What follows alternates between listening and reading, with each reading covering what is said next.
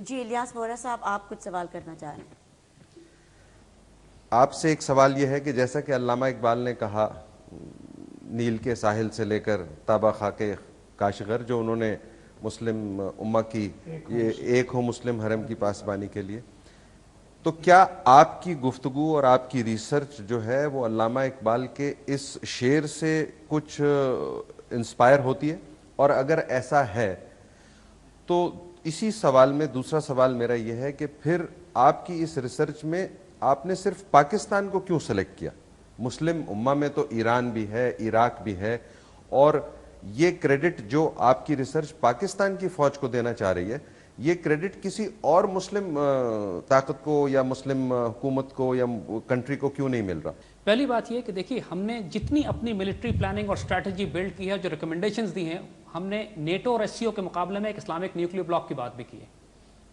اور اگر آپ اس کانسیپٹ کو سمجھیں تو وہ ایگزیکٹلی یہی ہے. ہم نے تو یہی بات کی کہ ویسٹ افریقہ سے لے کر پاکستان تک ہمیں کنٹیجس بلاک ہیں.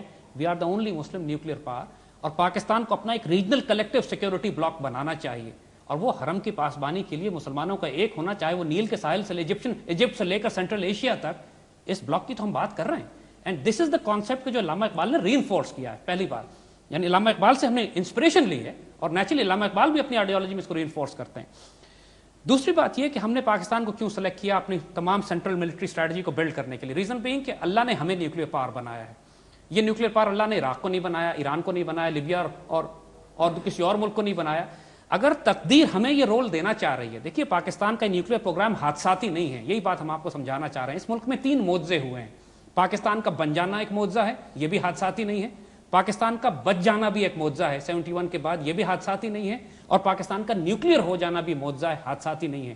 ان کو ہم کہتے ہیں کہ یہ وہ اسپرچول ڈائنامکس ہیں جو ظاہر نظر نہیں آتے. یہ کسی ڈائریکشن کی طرف جا رہے ہیں. ہم میں کمزوریاں ہیں، ہماری فوج میں کمزوریاں ہیں، ہماری قوم میں بھی وہی کمزوریاں ہیں. لیکن اگر تقدیر ہماری اللہ اور اس کے رسول صلی اللہ علیہ وسلم نے یہ لکھ دیا ہے کہ ہم نے عزت پانی ہے دنیا میں، تو ہم کیوں اپنے آپ کو ڈسکریڈٹ کریں؟ Why not? دیکھیے علامہ اقبال کی 1917 یا 1918 کی شاعری دیکھیے آپ اٹھا کے، جب پوری دنیا پہ مغرب پہ سورج نہیں ڈوبتا تھا مغرب انگریز کی حکومت پہ، اس وقت وہ شعر کہہ رہے ہیں کہ ٹوٹا ہے اعجاز ہے کسی کا یا گردش زمانہ، ٹوٹا ہے ایشیا سے سحر فرنگیانہ. وہ کیا دیکھنا چاہ رہے ہیں اس بات کو؟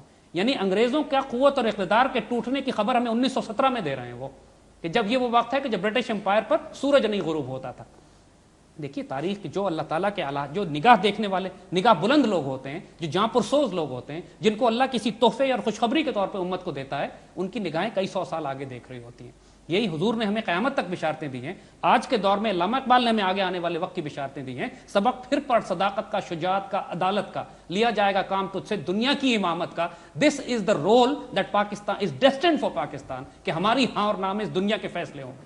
یہ وقت دور نہیں ہے، ہم صرف ہمت نہیں کر پا رہے ہیں. اٹ از ریٹن فار اس. زید صاحب، اگر میں آپ سے یہ پوچھوں کہ آج جو پاکستان میں اب if we come back to the political situation in Pakistan now with the new government اور جو کولیشن گورنمنٹ فارم ہوئی ہے، ہم نے یہ تو دیکھا ہے کہ ہماری جو پالیسیز رہی ہیں اپنے ہی لوگوں کے بارے میں، اگر ہم north west frontier provinces Waziristan کی بات کرتے ہیں، آج آپ کا کیا خیال ہے کہ ان کو کس بیسس پہ ایک فارن پالیسی کو ڈیوائز کرنا پڑے گا؟ Because the foreign policy of Pakistan needs to be immediately amended اور چینج پرہیپس. قدسیہ، بہت خوبصورت بات، اور اس بات کا جواب تقریباً آلموسٹ ہم اس سے پہلے سوال میں دے چکے ہیں. دیکھیے اٹس آنریبل کو ایگزسٹنس، بنیاد یہ ہے. سورہ کافرون کو بنیاد بنائے، لکم دینکم ولی دین. You got your value system, we got our value system. تمہارے اپنے پولیٹیکل انٹرسٹ ہیں، ہمارے اپنے پولیٹیکل انٹرسٹ ہیں. تمہارے اپنے diplomatic, strategic, geopolitical interest ہیں جن کو تم پروٹیکٹ کر رہے ہو، ہم کو اپنے انٹرسٹ کو پروٹیکٹ کرنا ہے. You do not interfere with us. You live there, let us coexist. Honourable coexistence ہے تو ہم ان کے ساتھ رہ سکتے ہیں. اگر وہ اپنی ویلیو سسٹم یا اپنی پولیٹیکل یا اپنا ڈپلومیٹک یا اپنا ملٹری پریشر ہم پہ لانے کی کوشش کریں گے، by God we are going to fight back. We should fight back now if this government can understand this. تو ان کو بھی عزت ملے گی، قوم کو بھی عزت ملے گی. ورنہ اس پروسیس کو اگر اسی طرح چلائیں گے جیسے بے عزتی کا سلسلہ چل رہا ہے، تو پھر they are not going to succeed. کیوں؟ تو آپ اس کو کس طرح ویو کریں گے، اسپیشلی ناؤ کہ اب ایک اور الزام آ گیا ہے کہ اسامہ بن لادن از ان پاکستان؟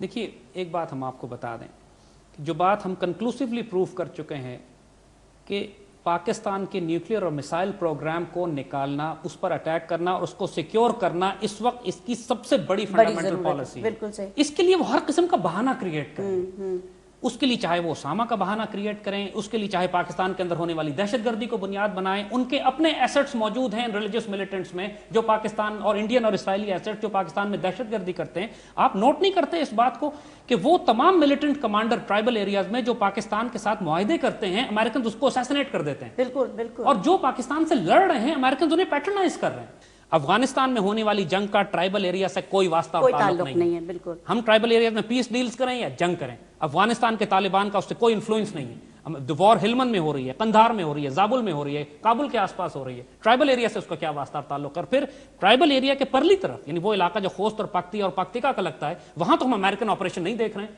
तो वहां अमेरिकन आर्मी क्या कर रही है वहां पे? तो you see, if the infiltration was going on from this side into, तो American should be fighting on that side.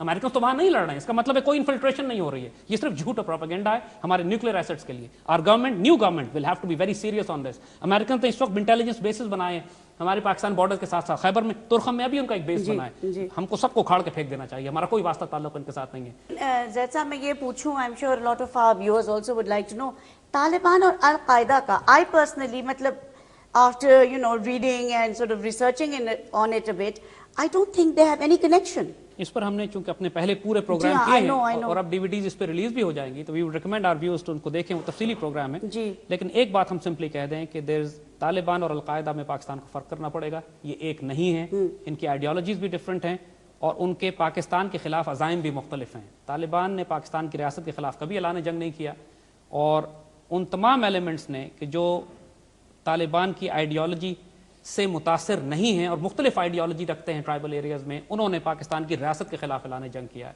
So we have to be very selective in identifying कि हमारा दुश्मन कौन है। तालिबान हमारे दुश्मन नहीं है। सो फॉर दिस, अब हम अपने इस प्रोग्राम को यहाँ कंक्लूड करेंगे।